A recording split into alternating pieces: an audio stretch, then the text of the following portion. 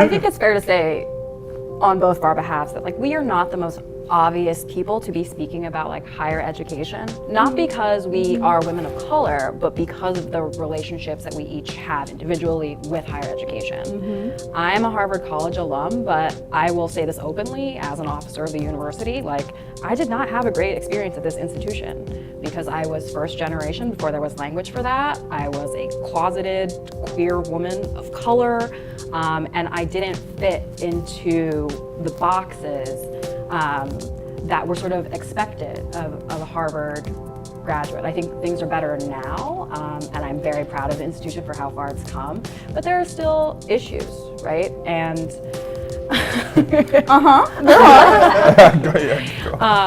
and so I think like because of that, I bring this really sort of loving but ultimately deeply critical eye to things that I see in higher education and especially in elite institutions like Harvard.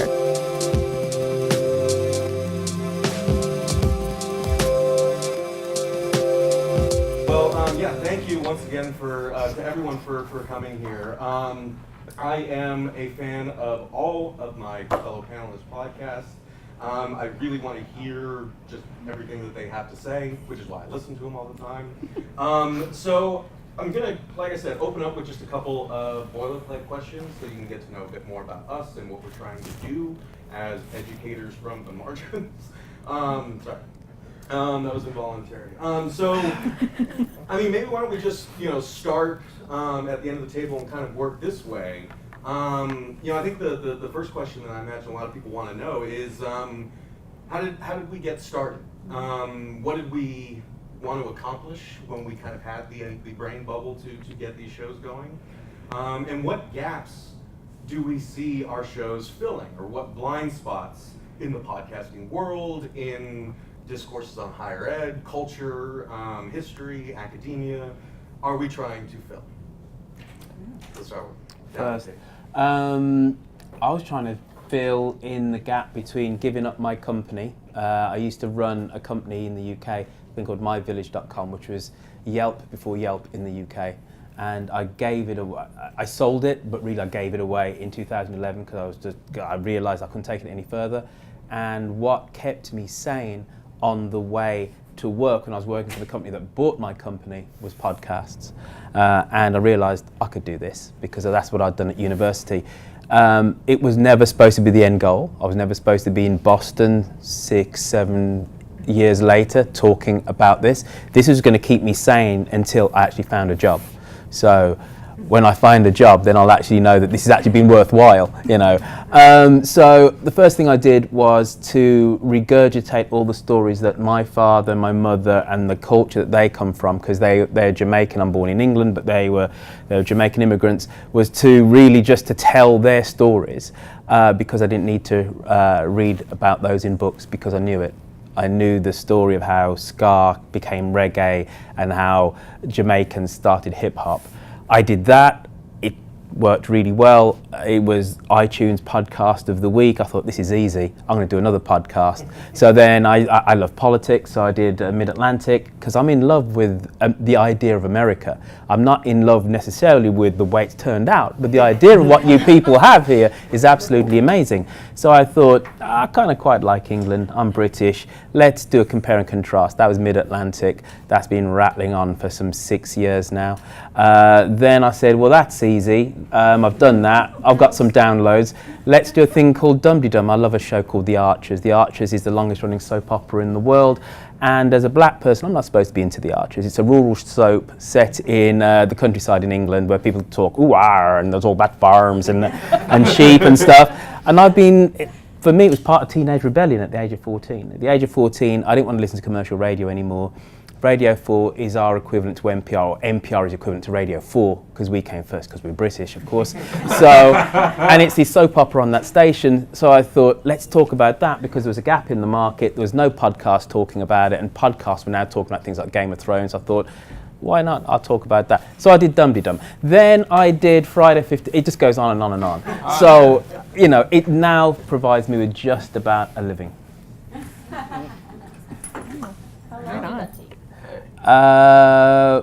So the Things That Made England, which I didn't talk about, is relatively new. That's maybe 6 months old. But generally, the first slew of podcasts I did like in the first year. So I was doing 4 within the first year.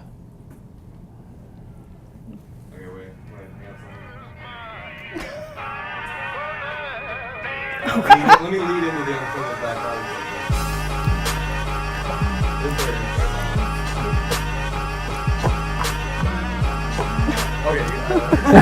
Okay, we are 2 people who have 1 podcast, so that is a slight difference from our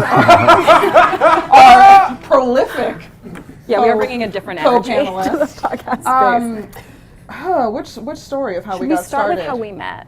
That's Yes. a beautiful romance. So Right. That is Christina beautiful. and I both work at Harvard. She came into the office, Mm-hmm. locked eyes with me, the one other woman of color in the office, and said, "We're gonna be friends." In fairness to me, I said we might be friends, but she's also light-skinned and pretty, and that's like my lane, so I wasn't sure if we were gonna be friends, but it turns out on a lovely boat ride on our all-staff meeting, we were discussing podcasts. I think we were talking about The Read. We were talking about the read. And I mentioned that I quite enjoyed boats. I thought they were charming. And she looked at me and said, "I don't trust being on boats with white people because of Amistad." And I, on my second week of work in my like fancy new Harvard job, just kind of like leaned back and was like, "Yeah, this is about to be my best friend." And so it began. Yeah, and we've always had this sort of silly, interesting dynamic. And basically, from the moment that we became friends, people around us said, like, you guys should have like a comedy show or something like that. And so that was what sort of got us thinking maybe we could do our own thing. Yeah. But we acknowledged The Read and all of the NPR shows that CT now like gets to be on because she's all fancy and whatnot. Spent a lot of time on Twitter. Yeah, so we were really influenced by all of those shows. And so we wanted to have a show that was more than just 2 best friends talking, because that's fun for people that know you, but like, what is it actually contributing? Right. You know, maybe not all that much. And so we thought that as 2 queer women of color who work in the academy and contain multitudes, just that statement was a powerful one. And so we thought it would be important for us to fill that gap and bring our unique perspective to culture, to politics, to all the nonsense in higher ed that we see all the time. Yeah. I really would like to say that the person who told us that we should have a podcast, who we really listened to, we were coming back from karaoke one night. Of course. We were a little tipsy, can't lie to you. And our Uber driver said, "You guys are so funny, I would listen to a podcast." And she was really the one that we were like, all right, all of our friends have said it, but this random woman who has never met us, she's the one. Yeah, I actually do wish we had tape from that night because we were on. We were pretty hot that night. She got a wig on, it was a wild time. Yeah. Okay, that was so so my Genesis story, you know, I am Adam, so God. My Genesis story I'm at the University of Delaware now, but about a year ago I was finishing up my master's degree at Simmons College here locally on the other side of the river, and so I remember I was actually working because I did really bad in undergrad. Word. Barely got into my master's program at Simmons, and so I knew coming in, bro, your podcast is gonna be broke as fuck for a couple years, and your debt's probably gonna triple. All things true. And so I worked at a supermarket here locally called Start Market over in the JFK UMass area, and as my locks grew, so did my love of radio, because in my deli coat, I had a little pocket where I put my phone, not exactly this one, but a phone, stuck it in here, and I listened to a lot of podcasts, including The Read, among many others. And then I am also a loud individual. My mommy has always told me that. And all of my report cards would say that too. And so what happens is these 2, I guess, middle-aged women, one Puerto Rican and the other one from St. Thomas, say, "You should be on the radio one day." And I was like, cool story, bro. Appreciate it. Right? But then, looking back, so I wasn't even going to say this until they brought up their particular story. I was like, oh, I forgot about this. because it's so interesting how like you've kind of always thought about these situations, right? Like you hear like people, hey, you know, you're kind of charismatic. You should be a podcaster. It's kind of like people. It feels like a throwaway thing now, right? But it wasn't a throwaway thing for me, and so I was like, that was like the seed that was planted for me, like probably I guess about 2.5 years ago, and then about a year ago, actually, October would have been an exact year, that I got an email from my one of my advisors. She had seen like kind of like, you know, like one of those like rando emails, like New Books Network looking for like podcasts, and I'm like, I'm a fucking nerd. Like I love listening to this. Like, and then I know I'm going for a PhD. So, I see African American studies. I'm African American. I like to study, so like that sounds cool, right? And then it's like I'm also seeing all of these dope books coming out from scholars who I actually want to work with. So why do I not just finesse this situation right quick and interview those people that I want to work with? It fucking worked, right? It literally did. And so literally a year later, I finished an interview yesterday with a scholar named Alicia Gaines, and she actually wrote a book called Black for a Day, White Fantasies of Race and Empathy.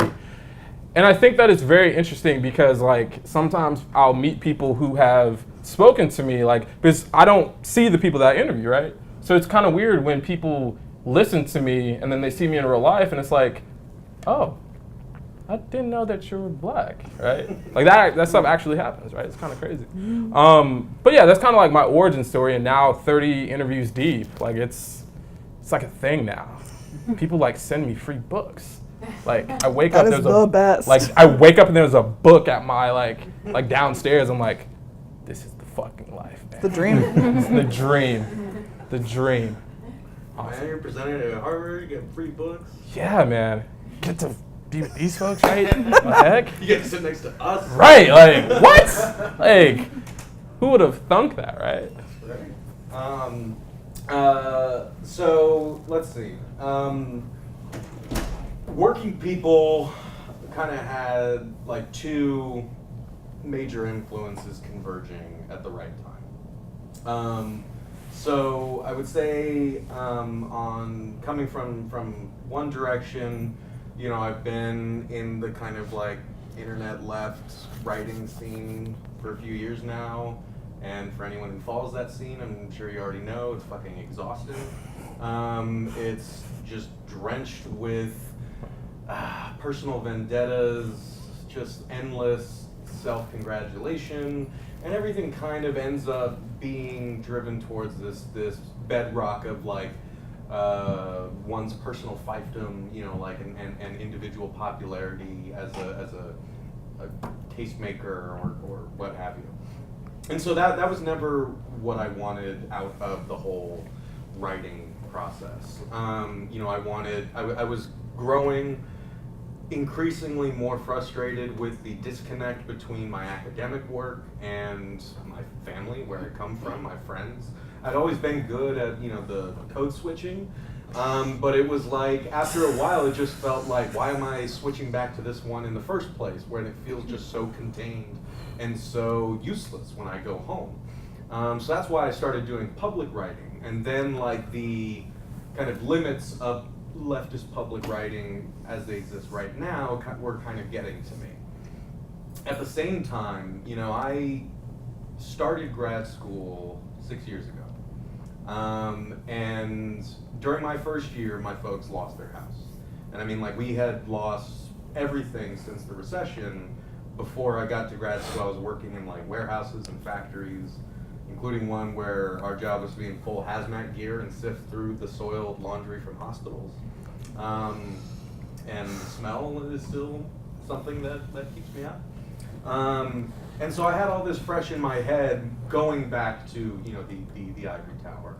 And it just made manifest for me the serious limits to the stories we tell ourselves about the value of the work that we're doing and whom we're doing it for. And so that was kind of driving, again, what I was doing in public writing, what I was trying to do in my academic writing, but it was also, there was this huge like stone sitting in my stomach that I just had to kind of deal with. And I think it drew me back to working through shit with my family, because we didn't really know how to talk about it. Like both sides of my family come from poverty. We had clawed our way to like a somewhat middle class existence, and then it was all gone. And so now my dad drives Uber 12 hours a day. You know, my mom bounces between jobs. And there was just, when we would go home, there was just like something in the room that we couldn't get around. And I think it was taking a toll on all of us. And so the first interview that I didn't really have an idea of wanting to do this as a full show, but it was with my dad, who's a very taciturn Mexican man. But once we kind of got going, we talked about his life, growing up in Tijuana, like losing his mom when he was 6, coming to the United States, being separated from his family, living in foster care with a family that did not want him, and then moving our way up to like becoming a citizen, getting the house with my mom, and then losing everything. I mean, like, he just opened up in a way that he never had with us before. And I think there was just something to the conversational style. There was something to the notion that that other people might hear this, that it was kind of like reaching out to an audience, real or imagined, that kind of enabled him to be more honest. And we got closer than we'd ever been through that. And so I realized, from my own perspective, from my family's perspective, how little we do that in our daily lives. And how many people I know who not only have just kind of this treasure trove of stories and experience and knowledge, but who also are told repeatedly in our culture that their stories don't matter.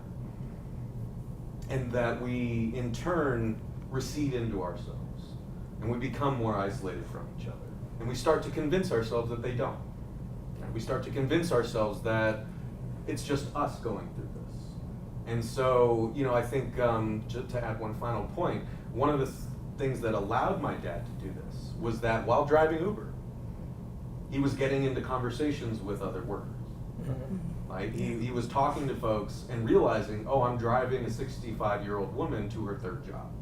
Or I'm driving this husband to another job, and he's telling me about how he lost his house. And we tried for years to get him to come to these realizations. But it was only in talking to other workers that he started to realize it wasn't just him. And as a firm anti-capitalist, I saw that this was something that we needed to validate our humanity and our shared bonds through this kind of notion of storytelling and shared struggle. And so that's where it came from. I kind of want to throw it back real quick, and if there are any secondary thoughts that y'all had about, it seemed like we all had something, right, that we were really interested in. And that we thought we would be good at, and we turned out to be right. But like in terms of like the broader field of like what's available, or the issues that we were addressing, was there anything kind of tangible that you saw yourself kind of pushing against or trying to pry open with your podcast? I think for me, the story that I was telling with the How Jamaica thing was very much a new British story. Black folks have only been in the UK in any meaningful numbers since 1948. The Empire Windrush was the first boat that took, like we know the name of the boat, that took citizens of subjects, there were subjects then, from Jamaica to go and work to rebuild the British economy after the devastation of the Second World War. And so our presence in the United Kingdom isn't 300, 400 years worth of like what you have African Americans over here. So our story is still actually very new. And there are people who still came on that first boat who are still alive, you know. So what I wanted to do as somebody who always sees myself as English and as British and as black and European, not necessarily in that order, but I'm all of those things. I've made a very conscious effort to tell that story, but not to tell it from the perspective as an outsider. We're not on the margins. We were an integral part as the reason why Britain became the post-war success that it did. My grandparents and my parents and stuff. So in a way, I kind of reject the notions that we're on the margins, but our story hadn't been told because we hadn't been around for that long. There are some good, solid reasons, and our story's still being written. Everybody's story's still being written. And really, the story of my parents coming in the early 1960s, and what that then led when similar people went to Canada or to New York. So the second biggest Jamaican city in the world is New York, it's Brooklyn. Toronto's about like number 3. London, I forget what number's number 1. Kingston in Jamaica is probably like number 5. The amount of people of Jamaican descent. And if you're British and Jamaican, you kind of know this stuff, but there's no books to write it. And I'm dyslexic, so I can't write it. But what I can do is talk, and I can listen to people talk. But actually, this isn't a marginal story. It's a story of how your country was created because, you know, there were Italian Americans or Greek Americans, whatever. It's a story how most countries are actually constructed. People get off their backsides and go somewhere else, and then what follows them is culture and language and a fusing of something new. So that's what I was doing, because there weren't books about it, but there will be soon. Just I won't have written them, that's all. Yeah. And as a person who will be writing some of those books. For me, you know, empire has always been something that's like been on my mind, right? So Florida, for instance, was under the Spanish longer than it's ever been under the United States, right? Or what became the United States. And you had the British and the Confederacy and all these different flags. And so growing up in Florida, like it was an interesting place, right? But then also thinking about like these stories about how America came to be, and specifically the role African Americans and just those black folks just in general. Because I just say black is just universal. And you can get specific, right, in the specific area, right, that you're talking about. And I in part say that because I spent about 3.5 months studying abroad in London at Kingston University, London, and I ended up randomly playing rugby and American football there. And one of my teammates, who's randomly is now a member of the Carolina Panthers, named F.A. Obada. Yeah, right. So I can actually fucking say that. That's my man. You feel me? That's my man. And so I remember like we were after practice one day. Mind you, this is an interesting time to be in London, but like this is right after the 2012 Olympics, right? Mm-hmm. And I remember like we had just got done showering randomly, kind of weird, but and he asked me like, so where are you from? And I'm like, Florida. They're like, where are you really from? I'm like, family comes like South Carolina and North Carolina. Like, he's like really, where are you from, right? And you have this part as growing up as like one of the few black people in a community where whenever slavery or anything Martin Luther King-esque like comes up in a class, it's like you have a room like this and it's like you're sitting in the front and then everybody just turns. So Mr. Black man, Mr. Black woman, what the fuck is going on? Like what happened with slavery? And so for me, like looking at it in a comedic way to a certain degree, because that's just naturally how I am. But then also going into like the fact that if you don't have like the wombs of enslaved African women, you don't have a British Empire. You don't have, right, the United States, because the wealth from this nation comes from their womb because they are the ones who birthed the enslaved people, which then, you know, by the time the Civil War comes, is worth more than any other resource in the nation combined, right? That is America. America's many things. It's a contradiction, but it's also an idea. And that idea, right, is something that I interrogate all the time through, right, this notion of America being founded, right, breaking off from an empire, saying it's not an empire, but in actuality, if you read it, that's just a fucking empire, right? So who we aspire to be is something that's very important to me, not only as a podcast host and interviewing people, but also there's a spinoff that, you know, y'all are getting some new information. Exclusive! Bomb! Right? I'm building into a new series. Don't have a full title, but effectively it's about issues in the academy for Black folks, right? So we can be talking about specific, issues, right, within the quote-unquote Ivy Tower. You could talk about, right, what it means to, in 2018, going to an archive and still not having full access to it because you're Black, right, or a person of color, right? And depending, and also like these notions of in the academy, when to use person of color versus something specific, right? Do you use Black? Do you use Mexican? Do you use Chicano, Latinx, right? So these are very important issues because they're all coming back to this notion of who we aspire to be and who we also identify to be as well. And so in a long, roundabout, very academic, bloviated way to say, I'm always excited to interview new people because there's always new ideas. And those new ideas are ideas that can hopefully even change the world. And you never know which one will do. So we are very excited for this new project of yours. Yeah, no. This higher ed piece. Collapse. Yes. Collapse. Hey. Mixtape. Let's do it.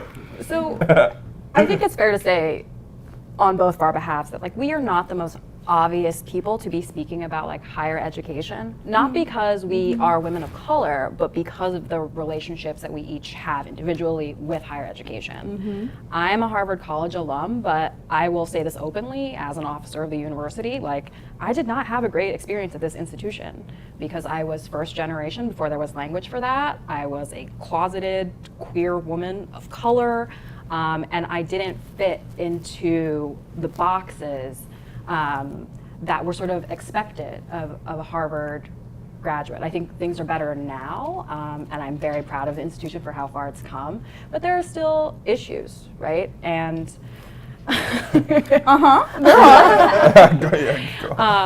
and so I think like because of that, I bring this really sort of loving but ultimately deeply critical eye to things that I see in higher education and especially in elite institutions like Harvard. Yeah, and I think, for me, I went to a bunch of community colleges. I transferred to Lesley University when in like 2009, and then I graduated this August, so it took a minute.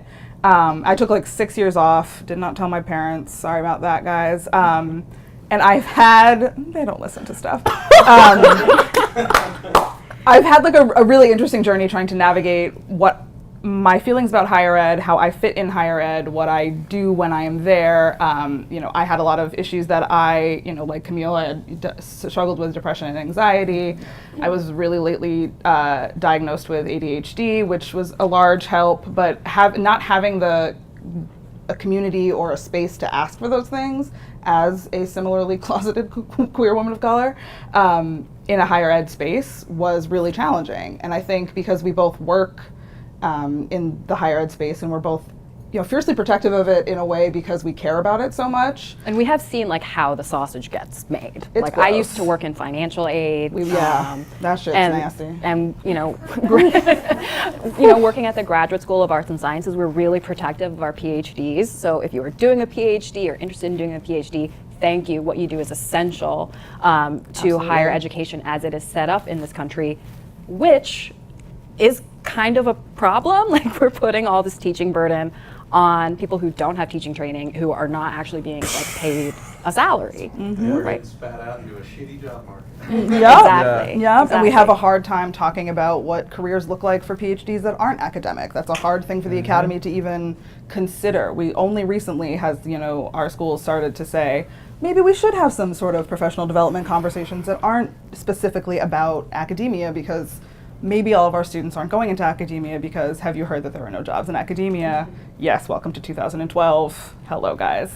And I also think as, staff members, we are kind of the silent majority who are often invisible in the work. I think a lot of times you think about higher ed, you think about faculty and you think about students. And we are often the ones who are writing you emails and asking you for forms and begging you for forms and telling you that you need to fill out forms, but we're doing a lot of that work and we have an interaction with students that is different than the faculty and different from the deans or different from the the senior leadership.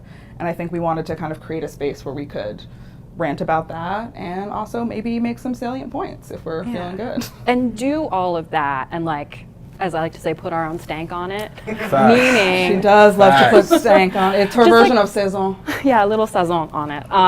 We're just bringing our own perspective, right? And this idea that you can be a very articulate, eloquent person, but also talk about like ratchet stuff and like have a sex life. Yep. And like we have this segment on our show called Nonsense in Higher Ed, where we talk about news in higher ed, but we talk about some of the petty BS that happens between faculty members, and we talk about it as if we're discussing the latest beef between Cardi B and Nicki Minaj, because Because sometimes faculty do be dropping hot bombs. They do. It's Yeah. wild. They do. yeah, yeah. Yeah, that's and I'm gonna.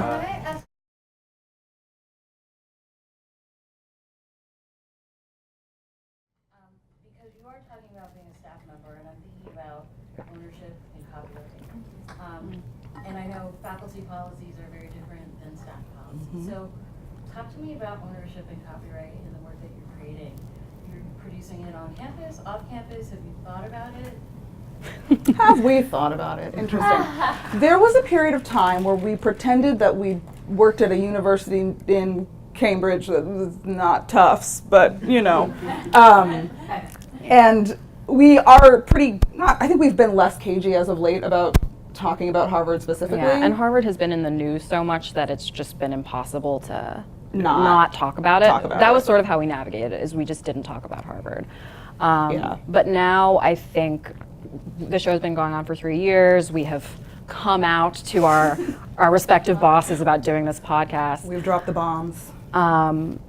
So Yeah, I mean, know. we try to be pretty clear about the things that we talk about and what we do and do not have, actual knowledge of. We talked about the admissions case. We were like, look, we work at Harvard. We don't work in undergraduate admissions. We don't have any idea of how this process works for this, population. We're not just get all those legal bases covered, because I do not have the coin for that. no, certainly not. But I think we haven't gotten into trouble yet, is kind of how I want to frame that. Yeah. And I don't know that we will, because I feel like I don't think that we will.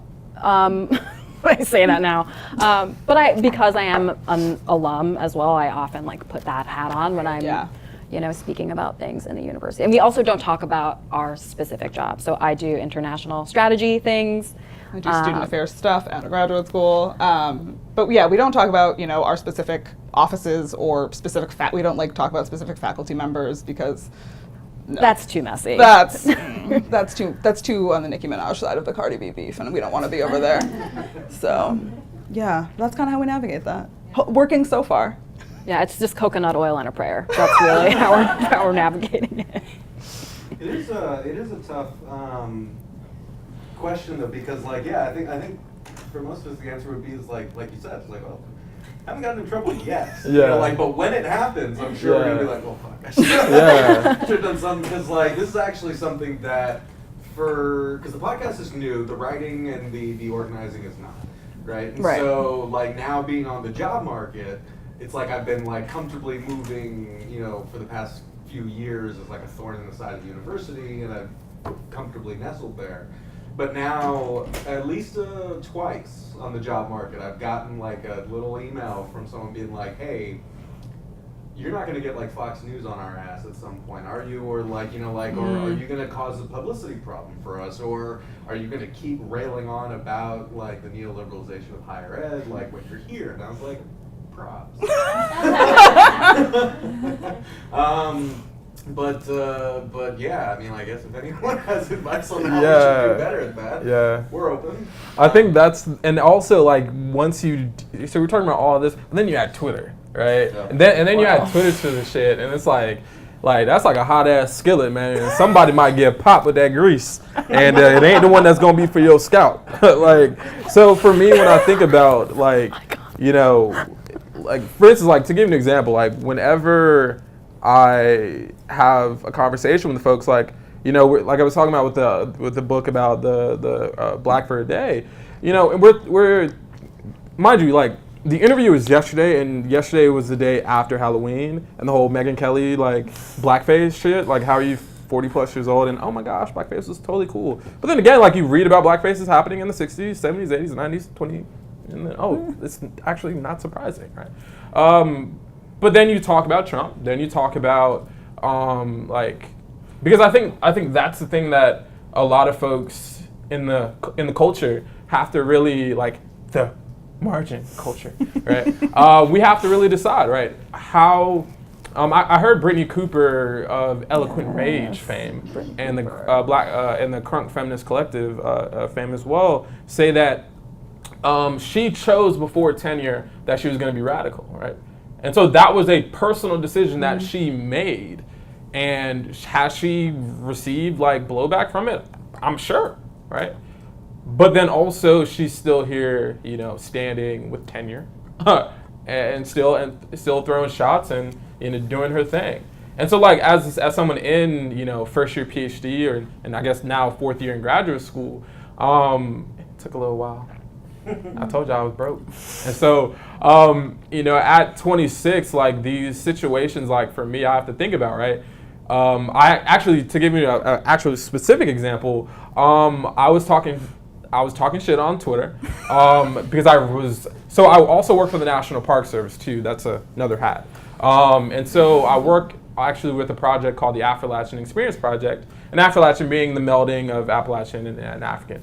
And so I am living in Cherokee, North Carolina, population 1 black person. And so I remember I was randomly in a mall in Asheville, North Carolina, and I ended up meeting this black woman who was going to college, and you know, talking to her and her family, find out she was going to go to the University of Delaware.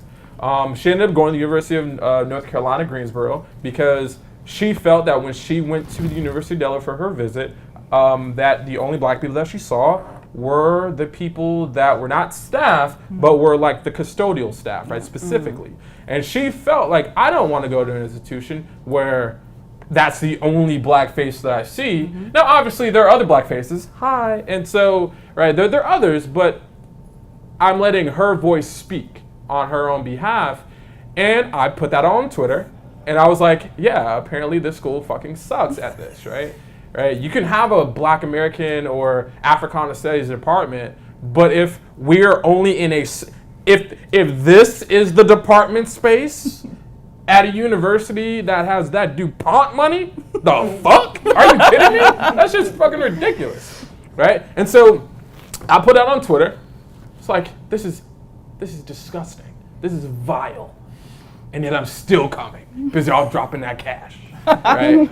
And so I put that on Twitter and I had a conversation not connected to this, right? I was having like a check-in like before the semester started, and I was like, yo, Dr. Davis, right? You know, let me know about stuff on campus. And she was like, yeah, if you ever feel like, you know, things are, you know, someone's like, she didn't say microaggression, but effectively that's what she was talking about. Like in class, like, you know, I'm gonna be that's a white woman, and you know, I want to be like an intermediary. I was like, cool. But then she brought up, I noticed as well, I didn't feel like it was my place to say, but I know, like, so I was like, we were doing so fucking good. We were doing so good, and yet you fuck it up. And I know this is on video, but you know, hey, decisions. And so for me, I think about this in the sense of, I made a decision that I'm going to just be who I am, because it's got me to this place. I'm giving a talk about my work, the one that I'm doing tomorrow. I'm actually giving it at Oxford in February, right? Like I said, the books. So for me, making the pure decision that I'm gonna be seasoning my work like these two over here, along with my other panelists, right?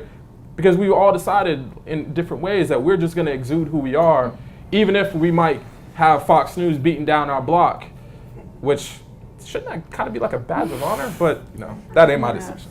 Right? Well, I got two quick things to say. Like, and one is a question that I think Royfield can really speak to, because I really like the point that you made, Royfield, that everything that we're doing, in a sense, is not from the margins, right? It is a fundamental like part of the bones of the stories that we tell ourselves, but we are giving voice to that.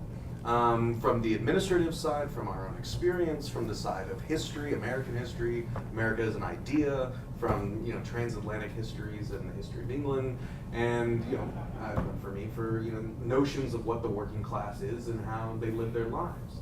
And I think to the point that you just made, I thought it was very well put, that there is another kind of thread between us here, that we are occupying spaces in which we kind of have the choice to play the game, or podcasting seems to be a way in which we can, again, give voice to experiences like ours and to personalities like ours, to try to change the idea that the spaces we occupy are so monolithic. And I think that that's a really big takeaway from every show that we produce. I'm gonna take ownership for the whole panel over like the 8 that Royfield produces. It's like between us we have. But you know what? Though, I'm different from the other panelists here because. Well, so can I load go that up, because we all have some sort of institutional backing, is how I was gonna say. You started by saying that you made the decision to leave your job and to start these, and I was curious to know. No. To be fair, I left my job because I hate the people that bought my company. And then it was a case of what am I going to do next? I didn't leave it to go and do podcasting. But for me, we all label ourselves. We all wear numerous hats, and you Americans are famous for your hyphenated labels that you call each other. But I ain't just black by any stretch of the imagination, right? So I didn't even kind of really want to be on this panel. It's been like, I'm not from any margin, right? And what I do with Mid-Atlantic is US and UK politics, of which I'm the presenter that just happens to be black. But I'm not talking about black issues on either side of the Atlantic on every episode. If you listen to the 100+ which have been done, you gleam, and we do talk about racial issues, and I do them from an English perspective, coming into your wonderful, crazy, messed up, beautiful country. So when I create my programs, right, my colour is so secondary. The heritage and the culture which my parents came from, right, informed the first program, right? But I'm also English, right? So I feel very different in this kind of conversation, apart from the fact that when you do your American speak, I don't understand half of it anyway. That's kind of one thing, all this you all talk about there. But when I make my programs, it's for the broadest audience. I want to say I'm a human because it sounds somewhat kind of trite, especially in this setting, but I'm a bloody human being, right? And I want to tell human stories. And from a marketing point of view, I felt that there was a story of some human beings of which I have a kinship with that wasn't told, and I could tell that, and I could have a little splash, and it was really nice because the ethnic press in the UK wrote about it, and my mum got really excited and cut it out and photocopied it, put it in a frame, and then I was on the radio and whatever, and that's all kind of great. That could have been quite a cynical exercise in and of itself, right? But I just want to tell human stories. Right, and that's all that I'm telling. So when I do my How Jamaica Conquered the World thing, I don't really care if you're listening to it and you're black. All right, I just want people to listen to it. All right, and I'm telling a universal bomb drop of a story about people leaving home and influencing another set of people, and it's just people. That's what I'm doing. It's just stories about people. Well, I mean, I definitely feel that to some extent. I mean, I think that as you said, you're also entering an environment in which it's kind of harder and harder to pretend like these aren't factors. So I think one of the reasons that I wanted to do Working People was that I was also getting increasingly fed up with this narrative about what the working class was, right? Since Trump, there's been this fucking obsession with the white working class that is very male-dominated, that is very anchored in a notion of the coal mining industrial working force. And so there was a moment there where I was talking to someone about this, and they were like, "But are you also going to include like Latinx workers or immigrant workers, undocumented workers?" And I think the jump that I ultimately made was like, I was like, yeah, but like I'm doing a show about the working class. That is the working class. Like the working class is LGBTQ. The working class is women, men, people working in the service industry, people working as temps. Like it is all these things, right? But it comes through in the stories that are told to me, through this podcast, that there are very different experiential, parts of these stories. I just had a great. I always say we, but it's just me. It gives me more of a sense of collective. But I'm doing a 2-week series on sex work. And I know that that's a story that does very, very much depending on what part of the country you're in, what positionalities you hold. So the first interview was with an amazing black trans woman, Kyan Dorshow, who has, the receipts about all the ways that not only trans women sex workers, but black trans sex workers, that the things that they face are compounded in ways that other sex workers, like I did a bonus episode with a cis white hetero woman who is also a sex worker, but their experiences were night and day different. And so I think kind of drawing us at least somewhat back, there's still something in that telling of the story. I think that I would say still does kind of have something in common for us, that sharing of human stories. The other thing I would say, right, and I might be saying this on the wrong panel in the wrong environment, so forgive me, put it down to cultural ignorance. Right, I just got off the plane yesterday. If you fuck up, you're not leaving this room, just so you don't throw black folks away. If I'm flying the flags for anything at the moment, it's to be wary of narrow casting, right? And that's not to say that anybody's story and identity on this panel is not incredibly valid and doesn't have an audience of people who readily need to hear their stories. But we have to be really careful when we're telling these stories to make sure that others who don't feel they should be targeted and should listen to them are aware of them. All right, so we've got to be careful. So how you present that's entirely up to you, because I really believe, and I said this in my talk this morning, is that one of the issues that we have globally in the West to do with politics is the fact that we're all in our silos now, and we're just kind of talking to each other. And I never want to do that and stuff. So I'm super aware that I come into, when I create my shows, whether it's my love of my rural English soap, or whether I do my US and UK politics, or when I talk about the cultural things that made England and whatever, that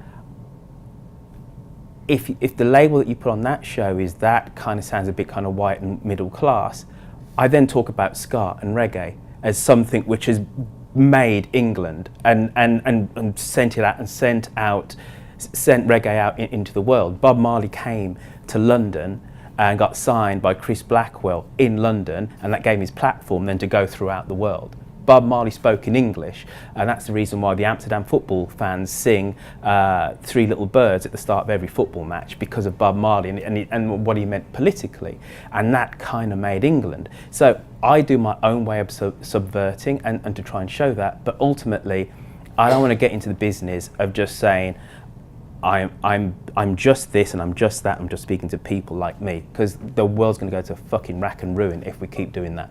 Boom. Can I add to Feel free to clap.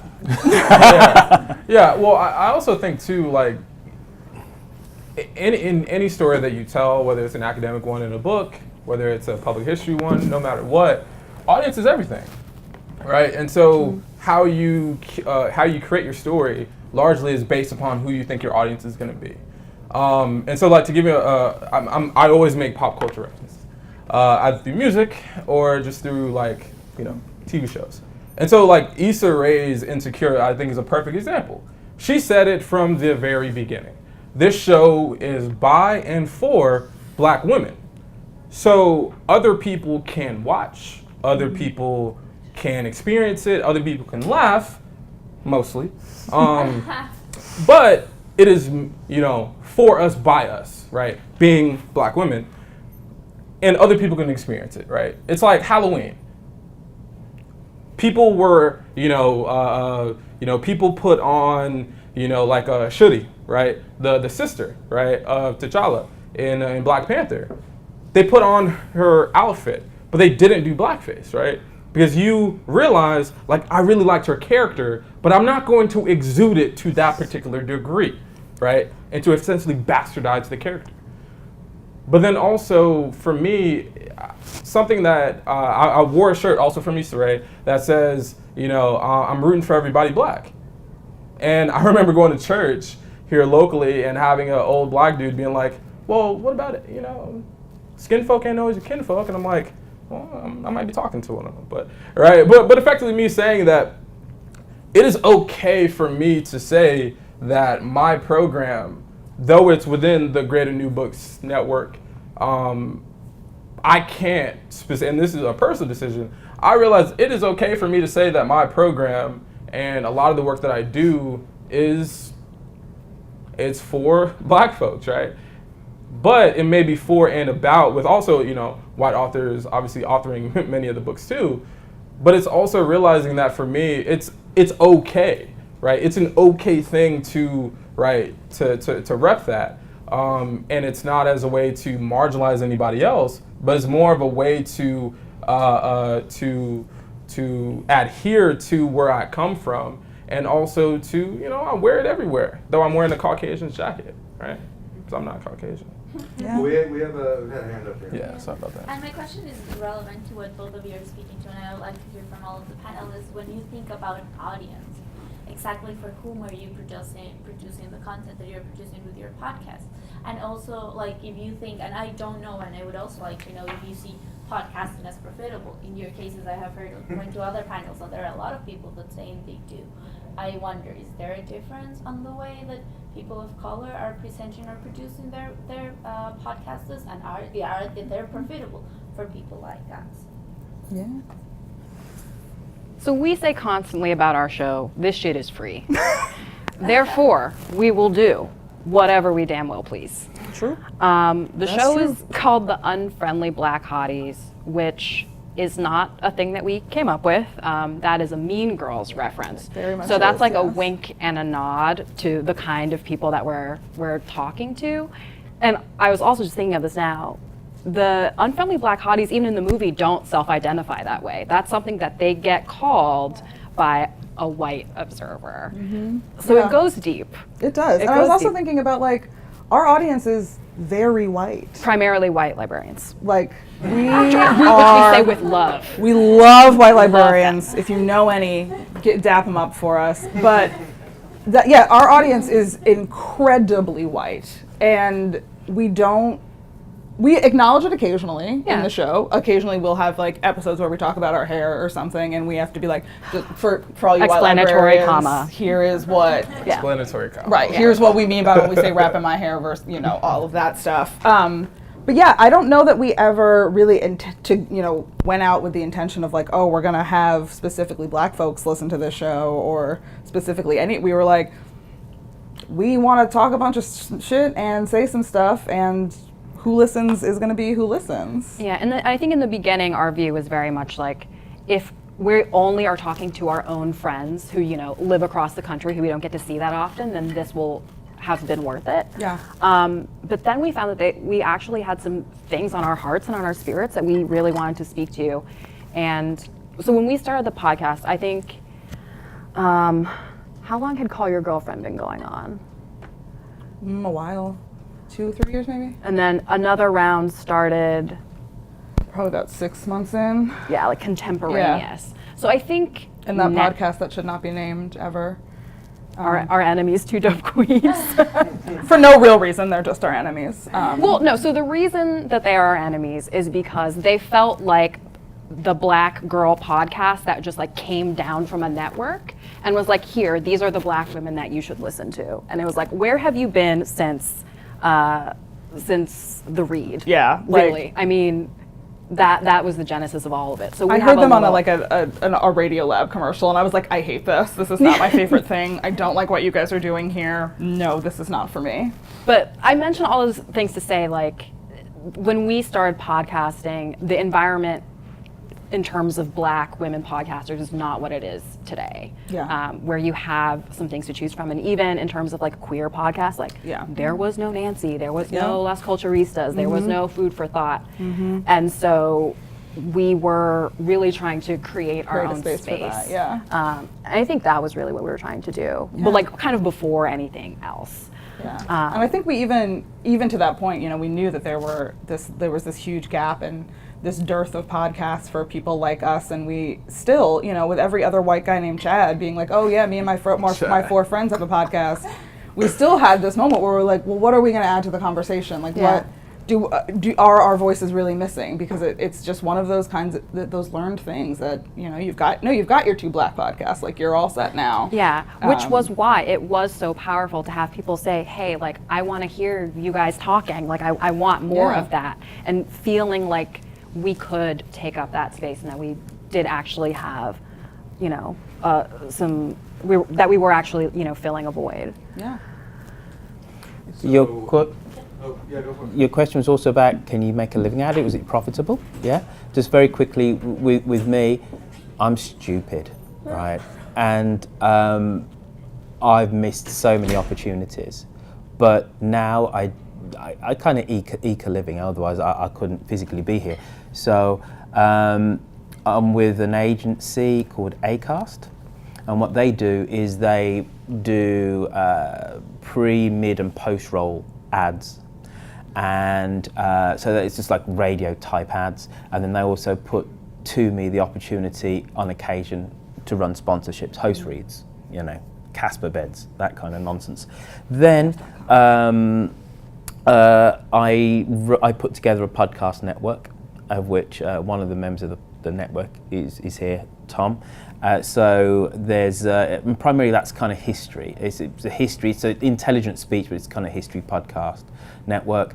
And so then what comes funneled through that is, because that does over 1 million downloads a month, like 1.2 now million downloads a month, that network does.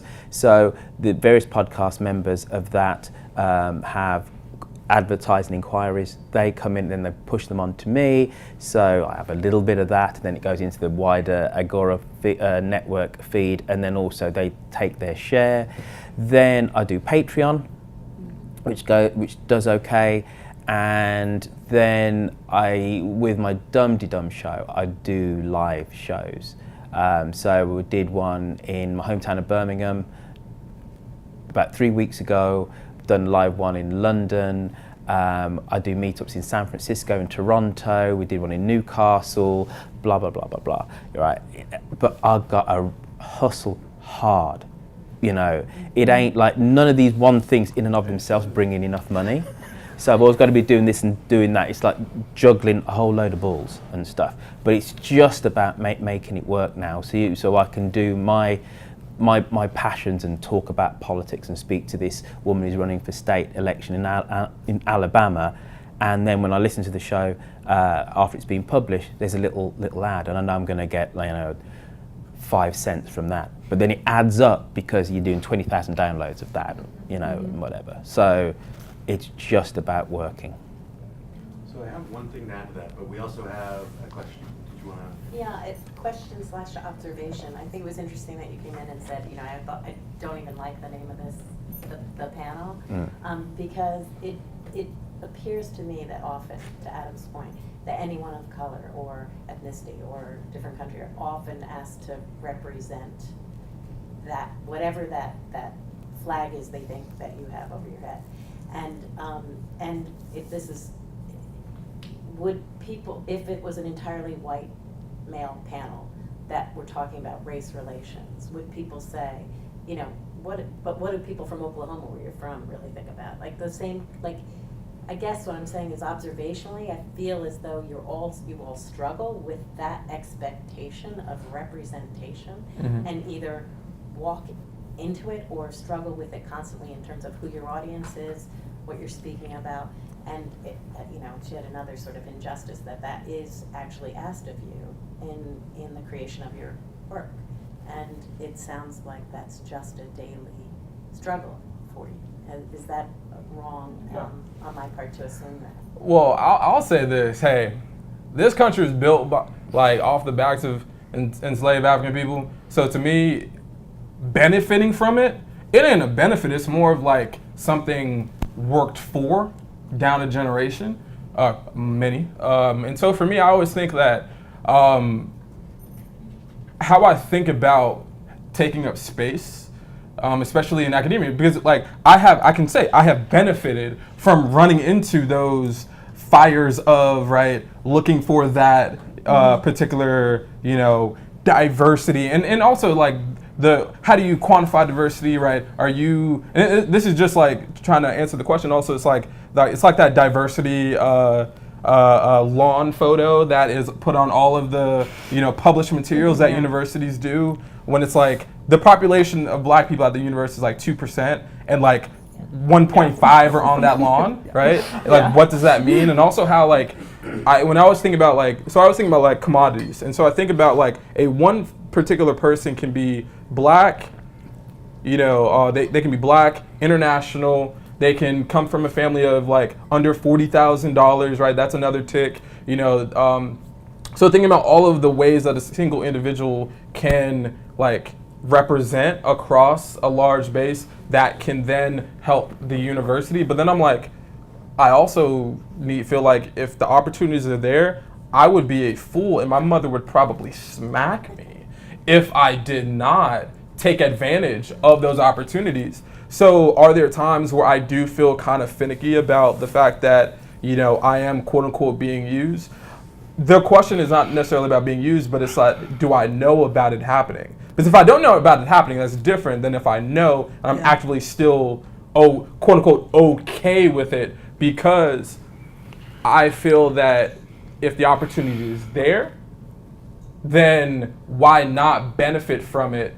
And then also as a way of not feeding into the individual narrative that a lot of us are fed, especially as black folks in academia and in the higher, in the higher ed space, is that you come in with the acknowledgement of trying to keep that door open for folks behind you. Because a lot of times people say that it's an individualized story, but no, talking about labor, talking about, families sacrificing. And so I want to be able to not only represent, but also, feel like I can represent for my family, but also feel like I can also represent for me, right? So it's a balancing act. Yeah. I'm going to say I don't struggle. But I'm acutely aware, though, that people's expectations of me sometimes are in variance of what I think they should be, but I don't struggle, right? But you have to react to those expectations. No, I think you can be human, and you can. I understand why sometimes when I walk into a room, especially in America, people go, "Huh," right? Because I've got an English accent, they presume I'm African American, right? So what, right? I think that's legitimate. Now, is that exactly saying what my panelist here is saying? No, but it's on the same kind of continuum, right? I don't struggle.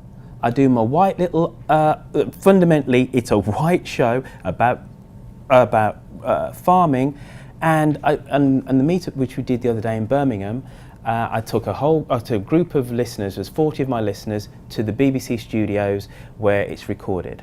I walked in, there's one other black woman, and I went, "Oi, you're in the wrong place." And she went, "What are you talking about? When you're black?" We laughed, right? We still had a great experience. We shared something because we had something in common, but we didn't exclude ourselves. We didn't struggle. We still walked through that door, and we still do what we do. I wear so many hats, right? Have I experienced discrimination and marginalization? Absolutely, right? But also, I've got an intellect, I've got an energy, and I've got a verve, and I can use that, So it's never a struggle for me. But I'm acutely aware though, that I'm in an industry podcasting which doesn't bear any resemblance to the racial makeup of whatever country the English language is spoken in. So don't get me wrong, I don't want to sound like an apologist to say that race and colour doesn't matter, right? It absolutely does, but I don't see it as a struggle. I see myself as somebody who can kind of help other people kind of coming through, but it's never a struggle. It's never a struggle to talk on the mic and to do the things that you love.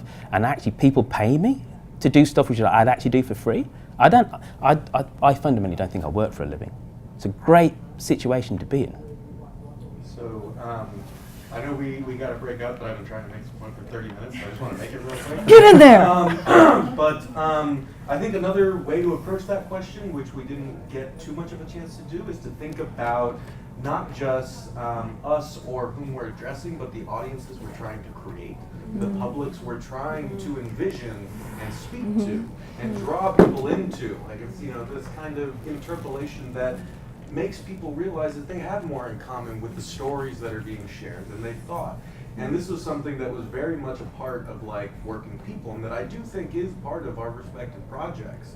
That regardless of who is listening to it now, or what kind of market we're participating in at the moment, we're still trying to create a space for certain kinds of stories to have that human draw, but to also respect kind of the variations and the cornucopia of human experience and so on and so forth. But I think this is something that is exceedingly important now more than ever when the planet is fucking dying, when the contradictions of capitalism are hyping every day. So many people don't see themselves as working class in this country. There's the Steinbeck quote of people seeing themselves as temporarily embarrassed millionaires. And so instead of forcing people to think that they are working class, I tried to navigate that by saying, like, look, we share these struggles under a political economy that doesn't treat us as anything more than our labor value. And the stories that have come out of that have let my dad, who is again, Mexican immigrant who voted for Trump, find so much common ground with LaDonna Brable Allard from the Standing Rock Sioux tribe, or a white plumber in St. Louis. Right? I mean, so I think it's also important to keep that in mind in our respective spaces, whether it's through podcasting, writing, or just conversation, right? How we're participating in envisioning and creating the kind of public that we feel can benefit from the work that we're doing. And so with that, I really want to thank my panelists. Can we give them a